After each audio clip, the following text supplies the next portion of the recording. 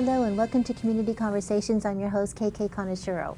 In a community that celebrates its diversity, any act of intolerance or hate comes as a shock to residents of Fremont. Unfortunately, two recent events on school campuses have created some uncertainty as to where we stand as a community and when it comes to embracing our differences. With us to discuss this important topic is Rabbi Avi Shulman of Temple Beth Torah and Tom Burbeck from the school district's Curriculum and Instruction Department, and Washington High School senior Adam Bernstein, who will give us students' perspective on the issue, and of course our favorite co-host, Dr. Jim Morris. Thank you so much for being here. Now, everyone in Fremont takes great pride in boasting its diversity and embracing the different faiths and culture, and we speak over 130 languages in the whole city wide. And how many in the school district are spoken? Probably about 110. 110. Okay, so with all that said, it has been a shock that we've had to deal with this incident, but what has been your overall experience here, and how do you feel Fremont stacks up against other communities that you've been a part of? Because I know you've been around to different cities, right? Yes. And when I was in the classroom, I always told students how fortunate they live in a community that's so diverse. One of my previous, I worked a lot out in the Valley. We didn't have quite the diversity, and unfortunately, in those type of communities, sometimes you have built-in systematic intolerance. So in Fremont, we do have this situation where it's a conscious effort to make sure that all members of the community, in our case particularly the students, feel included in the situation where. And I have to be honest, I really tried to get away from the word of tolerance and more to acceptance. Oh, nice. To accept all people for who they are, whether it's religion or race or whatever, to accept them who they are and accept, what they are. So that's where we're in Fremont in terms of being proactive in that circumstance within our classrooms, and making a conscious effort to be proactive for that acceptance. Have you noticed any? In previous years, I lived in Houston, Texas, which is a remarkably diverse community, Yes. the fourth largest city in the United States. But I will say it was also part of the Bible Belt. And in moving here to Northern California, and particularly to Fremont, to see the amazing diversity and the plurality of religions and people from all kinds of different backgrounds has really been uplifting for me. Nice. How is an organization being really a leader of a group of people in the temple? Something like this happens. How does it affect people in a very real way? Because I'm sure you must hear those stories as we have about people feeling afraid and uncomfortable. Well, in part, I think in recent times we've seen a growth of intolerance in our greater United States, in which minorities of all kinds of backgrounds and immigrants, people of other religious faiths, particularly Muslims, have felt under duress. As a leader of the Jewish community, we identify very strongly with those who are feeling this sense of agitation and concern and want to stand in solidarity with them. Nice, nice. Now, for anyone who's watching has not heard what has happened, can you give a little brief synopsis of what had taken place in our campuses? Sure. We have had incidents of swastikas being drawn on school campuses. I think the important thing is we all agree it's horrible, Right. It's offensive, but I don't necessarily know that we've had incidents of anti-Muslim graffiti and so it's this sense of intolerance or lack of getting along that's really alarming, I think, to all of us. I think Right. as a student, Adam has seen that in his experience, but he's also seen where it's been dealt with poorly and effectively. And I think as educators, we all have a responsibility. when something happens, or community members, Right. to say this is, whether it's acceptable. based on immigration status or religion or race, when offensive terms or symbols are used, it hurts all of us. Yes, it does. It is shocking. It is. Can you give us a couple of those examples that Dr. Jim Morris was just saying? Sure. In middle school, within the first few months, a student sent me over Facebook a page of swastikas, most likely just copy and pasted. I don't really know how, but regardless, it was kind of the first time I had to address that Right. issue and be like, how am I different than the Same. student himself or the students in general? So I brought it to the principal, and she immediately took action, spoke with the students' parents. I'm not sure how much went into that. However, the student did not come back to me again, so I felt a lot more safer in my middle school. But into high school, it's been a little more challenging, where I feel that I haven't really been heard as much because there's been more situations and more prevalent over the years. And it's just not a lot of addressal. It's just kind of ignored. Nothing's done about it. So there's been times there, however, where I talk to teachers and they're like, that's horrible. I'm going to talk with so-and-so about that. And stuff happens. And it's great and makes me feel really good. And same with the middle school incident. But there's also been a lot of times that I've had where it's just been looked over. And I think us as a community kind of have to come together and feel like, where do we draw that line and how Right. can we address it more? Right. So what is protocol in the school district when something like this happens? The student goes to the principal or teacher, any adult, or? Well, they really should, and I Okay. think Adam gave a great example, right, of how it can be dealt with effectively. Obviously, the teacher or the staff member's first concern should be with the victim. Right. That's who we should be Right. thinking about first and foremost, right? How can I make it right, or provide comfort to whoever's been a victim? Secondly, we have to figure out who the perpetrator was, and I mean, obviously, you have to provide discipline or Right, punishment, but at the same time, I think we have a responsibility to educate. try to educate them and let them know, why is this offensive, this language or symbol or statement or writing or Facebook post or joke that somebody sold. Why is it offensive? And be clear, stop it. Right. It can't continue. And I think the interesting piece, though, is it really should be part of our curriculum of what we're doing and how we're teaching kids. And I don't know if you can comment So I on think that's, because I was reading the newspaper article, is that it's so crucial that students understand the power of their words, symbols, Yeah. what it means to an individual. So in this case, we're talking about the swastika. It's just not just what's written. It's the history of where it comes from, what it stood for in an entire race of people near extinction. And so that there's extreme power in that, and to understand it, the historical context in which it exists. For all no matter how whatever group you're looking at, there's symbols that can have and do have a negative connotation.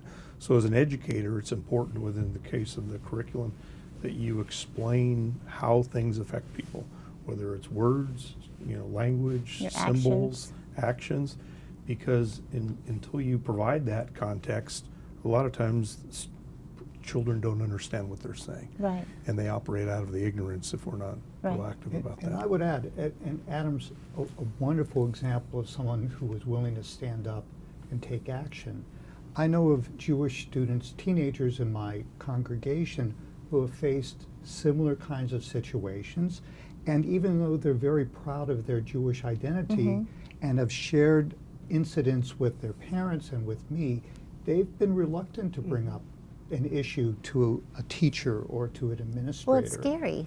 It is. And so I think in addition to curriculum, which is so important, The message needs to be on all levels that teachers are concerned, and I know they are, Yeah. but that they can feel that students can approach them or the administration to share their concerns and know that effective action will be taken. Yeah. Now, what words of, not encouragement, but how do you console someone in your congregation who has faced something like this? As a rabbi, I mean, how do you do that? Well, first and foremost, I want to acknowledge that the symbol of a swastika is the most abhorrent symbol that any Jew can encounter. Or non-Jew. I'm totally Yeah. offended by it. Yeah. Understood. Yeah. And in that regard, it is even more powerful than even words that I can think of, or anti-Semitic slurs or anything of the sort, because of its horrid association with Nazism and with genocide. I certainly encourage students to feel that they can take action, because it's when you don't take action that you feel victimized. And when you do go to an administrator or a teacher, and of course parents as well, Right. that they are on your side and that they want to see this taken care of. And they'll be responded to. protected. Sure. Yeah. And protected, Yeah. absolutely. This is great. But I think it just following along on what you said, part of it is, and I'll use a different example that's come from our Sikh community, right? We'll oftentimes hear about students who've been victims of bullying because of their dress, or the wearing a turban or a pashka, or a hijab for a Muslim female, and oftentimes the staff members don't know how to respond, and that's why we've been really trying to help teachers and staff know, if I don't understand the religion or the symbolism of wearing a turban or having, if we don't understand that, it's not as easy to respond appropriately to it. And so sometimes it really is, providing training or professional development for our teachers and staff to help them become more aware of why and how it's a part of that group. And it may be that some folks wouldn't understand how offensive something might be, and as adults, we it may just be we don't know, and we need help, Right. and a safe place to go and get that information. So is there going to be a new curriculum around this? I'm sorry. So it's two parts. The curriculum for the student exists, and you can look at particularly the new framework and the content standards, the ELA standards, the idea of teaching. We look at the new history standards. As Dr. Morris said, the idea of knowledge gives power. The context of what does the swastika mean to a person of Jewish heritage? What does making fun of somebody because their particular way that they choose to live? But I did want to say, so the second part though is Dr. Morris, is the idea of teacher education. There's no doubt in my mind that over the last 15 years, because I've taught in Fremont, my knowledge has increased in various cultural areas. But I was going to say one of the things we are moving forward with, and perhaps for us, the Museum of Tolerance in LA, we had a few teachers that went to it, and we're trying to work on a grant where we'll be able to, they actually pay to send 30 to 45 teachers down this summer to work on a program, because of that whole importance of understanding. And as a teacher, you want to understand more, and then you're better able to give the students that knowledge. So we'll see how that works out, but we've been in contact with them in that particular, and that's a focus area that it was just interesting that based on this conversation we're having now that we'd started that a month or so ago. And we do have, groups like the Interfaith Council and groups in our community that will come and do, as professional development for staff members, panels of speakers. Because oftentimes for adults, when I first moved to Fremont, I knew very, very little about, the Sikh community. And it was only by being embraced and having opportunities or being invited to learn that you create that safe environment. Sometimes as teachers, it's hard for us to say, I don't know everything. Yeah. I don't understand.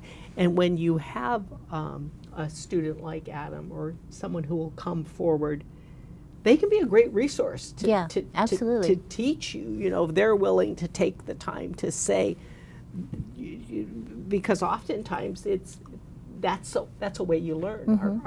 Our kids know more about where they're coming from than we do, and if you take the time to ask them, they'll tell you the truth. And I'm sure fellow students who are in a possible similar situation have come to you to, how did you do this, or what should I do? They look to you as a mentor now in situations like that, right? Yeah, there's been a recent incident at my school involving someone that I've known for a while, not more of an acquaintance, but he came to me and told me kind of what happened and was asking me how I addressed the issue. And I told him that I got help from my synagogue, I got help from parents, administration, that like I just kept pursuing it because I knew that if I just kept quiet that it would keep happening. Also to kind of address on what everyone else is saying, with teachers, it's really important that they kind of know more about the sensitivity of certain things. Also, being more aware of how prevalent it is in the classroom and doing more to stop it. There's been situations where it's either ignored by the teacher or even the teacher contributes to it, and which is really unfortunate for me because it puts me in a situation where I don't really know what to do then. However, I think a lot of students have come up to me from my regional youth group that I go to, friends that I've met, people that I don't really know. Regardless, it's Right. being addressed. So. Good. I'm so sorry you had to deal with that. Yeah. So I understand that the City of Fremont and the Fremont Unified School District is having a special event on April 8th. Do you want to talk about that, or? Sure. Okay. Saturday, April 8th will be Arms Across Fremont. And it's really a gathering at Fremont Central Park. Okay. And it really is designed to just send a message that we have to be united, that the strength of our community is really embracing the diversity, and so the City of Fremont Human Relations Commission and the Compassion Network and school district and our teachers union are all supporting having folks just join together. And the community is invited? And the entire community Okay. is invited, and the real purpose is to really show that this is a community that welcomes and embraces Everyone. everyone. And yes, there are things that happen that we don't like, that we're embarrassed about, and that we're offended by. But when you look at Fremont overall, I think this is a great place because most families, want their children to grow up the right way. And in a safe way. And in a safe way, and to treat them to be respectful and embrace others. And, Yeah. and so this is really an opportunity to bring people together around that common message of uniting the community. And what time is this event? 1:00 p.m.